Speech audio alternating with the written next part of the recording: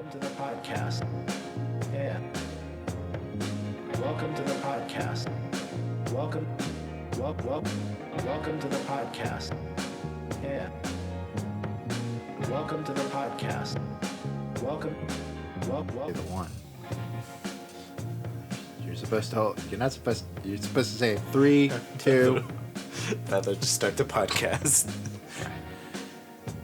Welcome to the podcast. Welcome to the podcast. This is Battle at the Big Table. I am Pedro, third of my name. With me, as always, is the man who is like a brother to me, Mike Lee. I'm Mike. Hi, I'm Mike Lee. And I'm Daniel, his actual brother.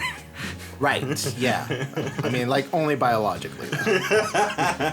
Of course, that's why I'm on the podcast. It's, we believe here in Nepotism. nepotism. All of the nepotism. It's very important to us. Define nepotism. It's a sports drink you can only buy in Nepal. Amazing. Amazing. That sounds like something that has guarana in it. Yeah. So it's got a little ketamine too. Oh my god. They heard about the Coca-Cola, how it used to have cocaine, and they thought, well, let's put ketamine in our drink. No, that's bad. So what's on the agenda for today? For today, so last podcast, me and Mike didn't have Onion on the podcast because of a conflict issue with scheduling. By conflict, it was a fist fight. Yeah. But, I've forgiven Onion for fighting me and punching me in the face. I cried enough. But now, we got to talk last time about what our first video games were. So I think for today, we will talk, Onion will give his first video game experience. And we'll pretend it has nothing to do with my first video game experience.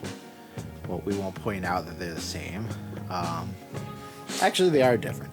And then we will, since this podcast also is about tabletop games, we'll also talk about our first tabletop experiences. All right.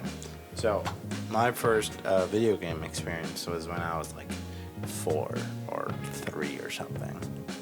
And my parents forced my brother to let me play his console, which was a GameCube at the time. And Typical brother relationship. So they were like, let him play a game. And They actually forced me to have him on this podcast, too. This will never end. So they sat me in his room, and then they left. And then my brother was like, okay, what do you want to play? And I went, that one, because I don't know what things are, and I don't care. I'm a child.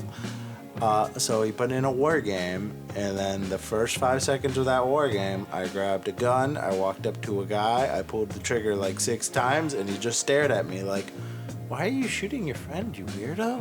What's wrong? And then I died, because, when you're shooting at your friends and the enemy's over there, and they don't care. They don't care at all. Medal of Honor Rising Sun Yeah, that game was awesome. for the GameCube. I do legitimately think that was my favorite Medal of Honor game because the other ones kind of suck, but also What because do you mean? Medal of Honor Allied Assault was the pinnacle of Medal of Honor games. really, Yeah. Ah, okay. That was the one with the actual D-Day assault. Oh yeah, that's interesting. It's the one I played, and it is one of my favorites, and it's still one of my favorite war games because that story was too good. Then my brother kicked me out of his room, so I never got to play that. Which is a lie, because he would break in and steal my stuff all the time. So That is true. This is the Antagonism podcast. we actually don't fight in real life, but now that we're on the podcast, let's air our dirty laundry. Get to real fights here. Of course. The skeletons in the closet. Man, that was a big classic. But yeah, no, in general, because of that, I now learned that I love video games, and I don't think I'll ever stop playing them. What is your favorite video game? Oh, God, no, don't ask that question. I don't know. Currently, right now. Yeah. Right now, currently, TF2 is a lot of fun. Fighters And 2. But the thing is, that because of the bots, I can't play casual anymore because they won't let me. They're just like, and heavy. Everyone's dead. And it's like, okay, that's not fun. Why don't you just counterpick them? Because there's 6 of them. And even if I counterpick them, the one I kill has 6 behind him, and he's fine. But yeah, so I play a lot of like computer games right now, and I'm playing Prey, which Prey confuses the shit out of me morally. What is it about Prey that's so confusing? So the moral choice in the game is, so you're on this space station, and this space station's owned by a corporation, and it's building these neural mods, these neurological modifications. They really want you to check out these eggs on this planet. Close. No, sorry, wrong story. So they have all of these neural mods that they made out of the basically leftover parts of these biological creatures called typhons, which are like these weird veiny creatures that can morph into anything or use telekinetic powers. I feel if they were named Typhoid, that would be a much different story. Yes, it would. A little topical. Yeah, very, very in the moment as we do this podcast in quarantine. The Typhon are like an intelligent race of, morphine creatures that can kill you really quickly and are very powerful. And they start attacking the station, and you have to either destroy the station to destroy them and not let them invade Earth. Destroy the station, escape because you're an asshole and you want to protect Earth. Destroy the station and not escape because you're not an asshole, but kill everyone or save as many people as you can. Or do a null wave thing, which I have no idea what it does, because the way the video showed me how it ended was the thing dies, the typhon like entity dies and turns into just mush. But that's not how the grenade version of it works, so I don't understand what it does. And I don't know if it's good or evil, or if it's just you being a capitalist and not wanting to damage your thing. So you're basically saying, just give me the Paragon or Renegade path. I don't understand anything else. Right? I want like an obvious good, obviously evil, because the other options are you could kill everyone, you could save as many people and kill everyone, or you could just kill everyone and save yourself. And isn't that so funny? Because isn't that like kind of what everyone always fought about in like the the BioShock endings, or the endings like that, where it was always like you destroyed the world, you saved everyone, or I don't know, you chose not to destroy the world or save anyone, and everyone was just kind of living a shitty life afterwards. Like, those are the 3 choices typically. Yeah. Well, typically in like these morality systems, it's a sort of, are you going to do unquestioningly good things, or are you going to be just an absolute dipshit? No, it's funny. I think Metro Exodus is my favorite right now. Yeah? Because I recently beat it. And I think it legitimately has a really good morality system. Oh, yeah? I think the weakest part of Metro Exodus is the middle sand level. Because the middle sand level is just you're fighting a bunch of slavers. And the game's like, don't kill everybody. And you're like, but they're slavers. The hell do I care about them? So you murder them anyways. And there's no negative. The only negative is if you kill any of the slaves or hurt anybody else. Killing all the slavers are killing slavers. Who cares? But I think that's why it's such a decent morality system, because instead of it sitting there and going, oh man, you're such a bad person, it goes, your actions have consequences. If you kill slaves, one of your crewmates will leave and leave you out. If you don't help him do a thing, he will leave. If you don't complete all the side quests, he will leave, And in different areas, that's different for different people. Though I do think that sometimes they rush like certain plot line. Like there's this forest area and there's a girl in there and one of your crewmates falls in love with that girl, but you only know this crewmate for like 10 minutes because he's on the train with you and you can talk to him if you want to. And I don't think anyone's gonna fall in love with him. And then he gets fallen in love, and he just finds a girl. He's just like, I'm in love. She's in love with me too. And then that's it. And he comes with you anyways, and you're just like, so wait, you have a love backstory now? Why? I didn't know Disney got into this one. Yeah, it's weird. It's super random, and he Metro, just the romance story. yeah, makes no sense to me. But the rest of the story is really neat, and the ending is fucking pitch perfect. Oh my god, it just feels claustrophobic and cold, and then Careful about spoilers now. yeah, it's great. For a game that came out, like, when did Exodus come out? Like 4 years ago, 5 years 5 ago? years ago? Long enough. You need to like catch up on your video games. Like, people have backlog catalogs that are like...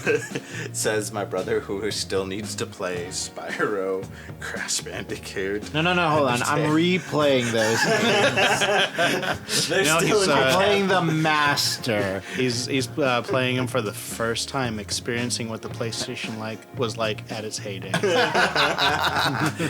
Sonic's butthole rides again.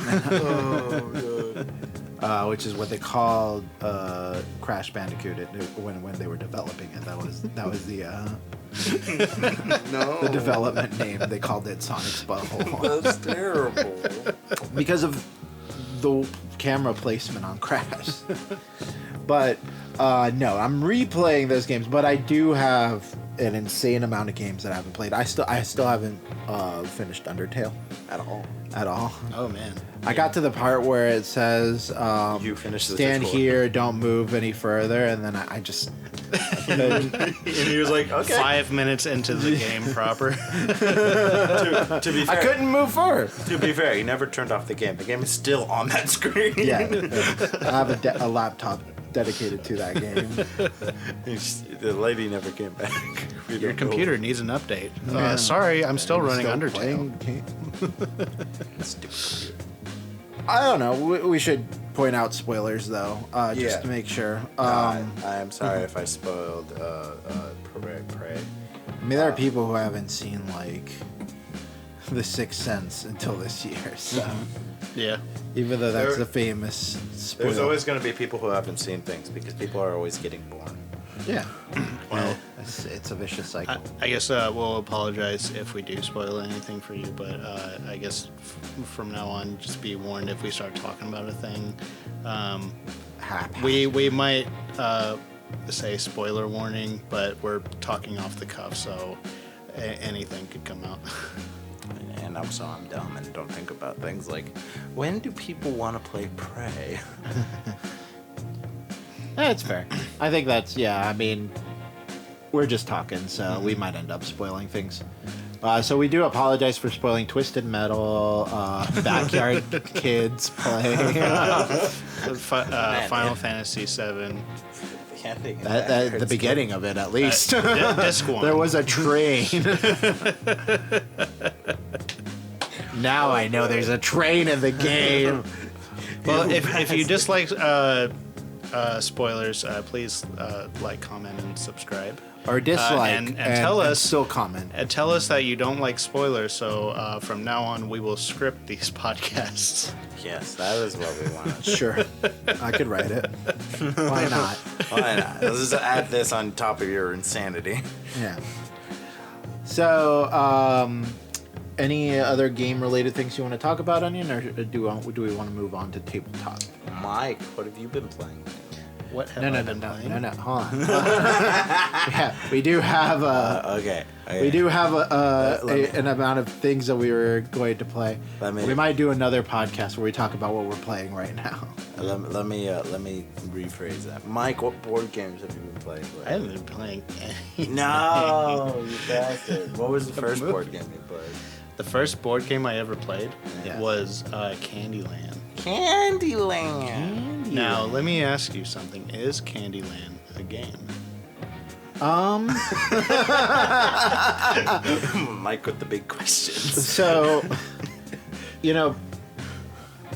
some would argue that BioShock isn't a game because Unless you play in like the higher difficulties where they start taking away the revive stations and stuff. I mean, like, there's no consequence to dying in BioShock if you're playing with like full revive stations. You go, you fight the guy, you get killed, you come out of the machine, the guy's still just as injured as when you died. So I don't think that works with boss fights, but he does work with the big daddies. yeah, I mean, So you're setting the standard for what is a game pretty high. no. What I'm saying is that I could see a lot of ways where you could argue that there's not, that you just keep, like the game Life. Have you ever played that one? Yeah. That one pretty much plays itself. You just keep going forward. Like, there's not really anything that, like, oh, I need to figure out how to, like, I need to hoard this. Like, I guess there are some bends in the road where you could, like, turn and choose something, but like once you made a choice, like you get like 3 choices in the game. Once you made that choice, there's nothing else that you have to choose. You're just getting cards and things are happening to you. So I could understand where someone, and I haven't played Candyland, Candy Palace, Candy Crush. I haven't played the Candy game, Candy Saga. The Candy Saga. Candy Crush is a sequel, right? No. So the Game of Life In is a while, just so. Candyland with a few more decisions. Well, like this is an argument I've heard about before, but one of the things about Candyland is that there, out of everything that happens in the game, there really is only one real decision, because the way that the game pans out is that you're either you're randomly like rolling the kind of square that you land on, or you're drawing from a deck that tells you which square you land on. Either way, the only decision that you make is that there's this one single path that winds through the board, except for one part where there's a shortcut, and your decision is whether or not you take the shortcut, which is not much of a decision at all. Yeah. All right, that's essentially how life works. Yeah. You have like a little like spinny thing that. All right, I didn't help me out here. I don't quite remember. Life. Yeah, life. So do you roll dice? Does the spinny thing? It's the spinny thing. It's the spinny. The spinny thing tells you where you. Yeah, the spinner tells you how many moves you have, and then you land on a space, and that space tells you either to pull a card from like the deck of like events or life or something. So that's just a series of random chance. Like randomly, the spin thing will tell you where to go. When you land on there, it'll let you choose which deck you pick from. And that'll give you a random circumstance. It doesn't tell you like to do anything to get any sort of reward. You don't have to like think of anything. It just like happens.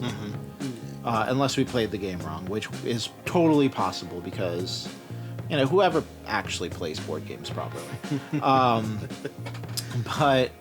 But yeah, like the only real choice was just whether or not you go to college or if you like keep playing the road, and then like what happens during those roads is also kind of up to chance. Like, yeah, sure, college gives you like a bit of like somewhat an advantage. It's shorter, but there are like some minor benefits also to like taking the longer road. So like, yeah, you could argue that that's not a real game. That it's just moving pieces. So a game requires decisions. Yeah, to be made. I would argue that for something to be an actual game, you have to choose. You have to make choices that will impact the ending of the game. Of course. And So perhaps like maybe Fallout isn't. Fallout has no choice. No. You walk down It's not a a road and you shoot people. That's all that happens. You can choose to shoot that guy or that guy. I guess in the same vein, Oblivion's not really a game. I don't know why that one's funnier to me. It's like Oblivion. You literally can't kill anyone that would make any difference to the ending of the story. It's very true. Yeah, in the same vein, baseball is not a game because you can't choose to shoot someone. Yes, that is the only choice that matters. It's not a game. All right, look, Violence towards unironically, I would have to agree with you, Mike. Baseball is not a board game. Unironically. Unironically.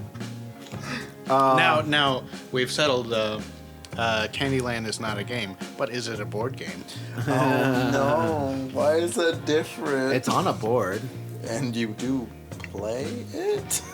But it's not a game. And then it's not a board game. It's a board. That's it. It's a board. It's a board. Because, then you ask, well, is the Ouija board a board game? I feel like if we were talking to, I don't know, professional game makers, they would sit there and yell at us going, that's not what a game is. There are smarter minds than us. Games aren't may just... have decided what constitutes an actual board game. Games aren't just sets of choices. That's just life. Games are things that we put in between that. Well, that's what I was asking. Is life a board game? No, God damn it. That's life. No, not the game of life, but life itself. Of course. Maybe we could Google it. What does Google say a board game is? Who's gonna say something stupid?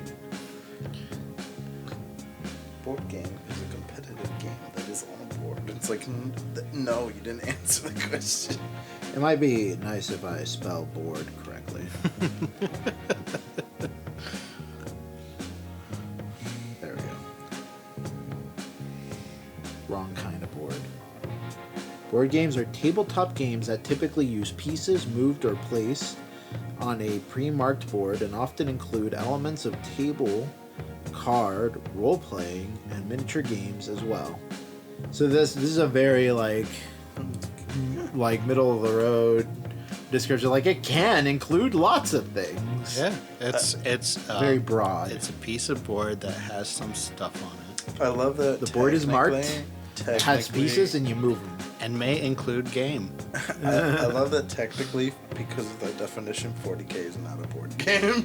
It's not a game. It's a miniatures war game. Yeah. War games are weird. Yeah, it has no board. There's no board. Yeah. Therefore, I mean, technically, you set up a table to play on, but it's not a board game. All right. So, so your first game was Candyland. Yes. Right. Candyland and Well, what got you into board games? So I got into games like Candyland and Monopoly because they were games that I just had as a kid that my parents got for me. But I didn't actually get into board games proper until I came across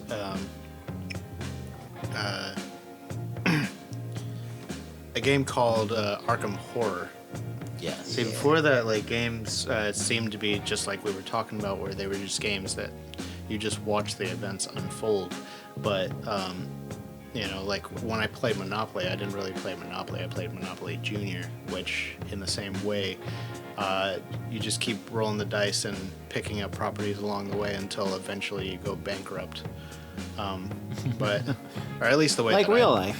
Yeah, at least the way that I played it. But in Arkham Horror, this game was about.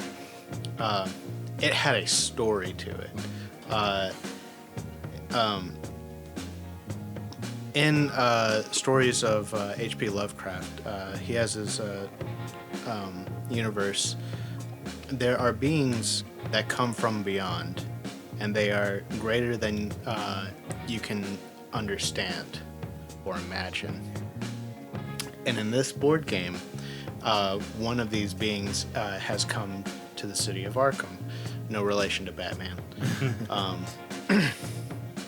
But the point of the game is that you and a bunch of other people are playing as investigators in the city of Arkham, gathering clues, portals to other dimensions are opening up, releasing monsters into the city, and you have to find a way to close all the portals and prevent the Elder One from coming into the city. And that's a hell of a story. Yeah. But it was such a different game to me, because like every game was always about which one of us is going to eventually be crowned the winner. Right. After we just keep rolling dice. Who get the end of the straight trail? Yeah, it's very rare that you find as like a child, like children's game where like everyone can lose. Oh yeah. Yeah, in this case, Arkham Horror is a cooperative game. It's not competitive at all. It's one in which every player is meant to be working together in order to accomplish the goal. And if you lose, everyone loses. It was just such a different game, and it got me into looking for other board games similar to it. Yeah, I love cooperative games. I think they're better. I don't really like being all competitive with people. Yeah. And Mike found many, many more board games. So many. Oh boy, he did. Oh boy. But yeah. So I found board games when I was a kid too. What was the first board game you ever played? Yes, this is how we segue. So yeah, when I was a kid, my brother forced me, or did I just ask you to? I don't remember. Who can remember these things? It's too long ago. Who cares? The point is that this man walked over to me, put down the chessboard in front of me, and was like, "This piece does this. This piece does this. This piece does this." And I went, "Okay, sure." And then I forgot all of that and started cheating immediately. I taught chess at your Yeah, but one that of was your Boy afterwards. Scout like camp things. Yeah. But I think that might have been afterward. I don't know, like chess has always been in our family. Like it's just really our has. dad plays chess, our grandpa taught me chess. And my brother taught me chess because. But yeah, but that is. I think the it was first, just eventual. That was my first board game experience, and the first board game experience I had was losing a lot, so much losing. Oh my God, did I lose all the time? Mike, how many times have you lost in Dark Souls? Not once, because I finished the game. Damn it, Mike, you're so mean. Dying and losing are not the same. Point is, I Are we died. talking Dark Souls the board game or Dark Souls the video game? I lost Dark Souls the board game. That's a story for another time. I don't want to play that board game. It looks like fun. Terrible. We'll try it again. We have to try it for the podcast. Yeah. But yeah, so like I said, I died a lot in chess. I lost a lot. I did not win a lot. And then I learned that that's fine. And then I learned that I actually can beat people, just not Pedro, because Pedro's an asshole. Not because he's better at chess than you, it's because he's an absolute jerk. Absolutely. And so I started... I berate and deride, you know. Yeah. So I played against regular people, and regular people are really easy to play against, but I never learned how to checkmate anybody. So it was just a lot of me killing everything on the board and then them losing because they have nothing else to do. Which is strange because I taught him the 3-move checkmate by using it on him Okay, over that's and not over again. that's not teaching me it. That's just being an asshole. I explained this earlier. You might as well have taught him 3-card money. I think I understand. Tries it himself. Never tricks anybody. I did eventually teach him how to not get checkmated by the 3-move checkmate. Yeah. Because, you know, it's a little boring to just constantly checkmate someone. Dickish. I mean, it's been over years, you know. I'm not going to, like, spend an entire year just checkmating someone. I think that's one of the things about any sort of competitive game. I think competitive games are definitely not fun for either party when like one is like vastly more experienced than the other. Yeah. Unless you're an absolute jerk. And you just like winning for winning's sake. But I think like for me, like I like playing Magic the Gathering, and like it's inherently antagonistic. Oh, Either yeah. of you is trying to kill the other. But like I do like teaching people how to get better at the game because it's much more interesting if my opponent can actually fight me. Right. Yeah, I find it much more interesting to play at tournaments than playing with my friends. Mostly because my friends are assholes and they get better than me way faster than I get better than myself. So I taught my friend how to play Magic in high school. A year later, he built a deck that was only blue and artifacts that was so overpowered that it's actually banned in almost everything except for the thing he was using it for somehow. He built, you know that artifact kill deck that turns everything on the board into an artifact and Yeah. then you can delete it? Okay. And he had the angel. Yeah, he had the angels so he couldn't lose, and then he had the other thing that made it where you couldn't win and stuff. He had all of that. And he was playing it in the 100 card deck thing. I forget what it's called. In Commander? In Commander, yeah. He was using it in Commander, and it wasn't illegal. All of the cards were legal for some reason. Well, yeah, because it's an eternal format. Oh, okay, I didn't know that. Okay. That's terrifying. Okay, so... Alright, this is going to become a Magic podcast. Welcome to the Magic Podcast. So with that, like, in the same way that you want to teach people to get better at a game so that you have someone that you can actually like play with, but like in a game where you have like unlimited possibility between each person to what they can build, especially if you're willing to spend money on it. Like I think in that way you need to And when you have house rules, so you're no longer working with standard, and you have like several, like many years of cards that have been released. Well, yeah, you need house rules and you need gentlemen's agreements. Like, hey, let's keep the power level at this point. Because yes, I could just play Armageddon, and you will never play the game. You will never play again. Yeah. That's pretty much how I felt playing against it. It was just, and everything is dead. And I'm like, how? How can I not beat you? You're playing as blue and I'm playing as red. I am literally your opposite. I should be burning you away faster than you can set up. And I can't touch you. Yeah, that kid was really interesting. I have no idea why, but he could beat like almost anyone. But like for whatever reason, I beat him. Yeah, it was weird. And like, it's not that like I'm way better at Magic than anyone else, because I'm not. I can't beat Mike all that often, and Onion beats me all the time. You know, we have our moments where we each beat each other. It makes me feel better about chess. Yes, Magic is the real gentleman's chess. The real gentleman's chess. But yeah, I don't know why. I mean, I only faced the kid once, but like, I was able to beat him, and it was just a really weird experience because I saw the deck in action and him like just destroying other people, and then just when it came to me, I was like, What happened in the game? So, well, I think Did he get screwed, or? Yeah, I think what helped was I was using blue too. So when he was trying to like summon things, You just and since I'd seen the deck, I knew what was important, so I was able to cancel what I knew was like, okay, I don't want you to have that. And, and I like to play blue-black, so anything that I didn't cancel, I like to destroy. It's one of those things where I'm like, that happens to me a lot in a lot of games. I'll teach somebody how to play the game, and they'll get way better than me for some reason immediately. Like I've taught my friend how to play Warhammer.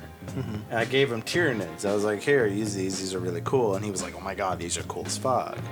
And I was like, I'm surprised he liked Tyranids. And then he swarmed my tanks to the point where I couldn't move and just murdered me. And I was like, oh, he's an asshole. Oh, okay. Don't worry, he can't do that in 9th edition anymore. Don't know if I'm okay with that. He's gonna feel real weird about it. It's the rules of the game, baby. Yeah, baby.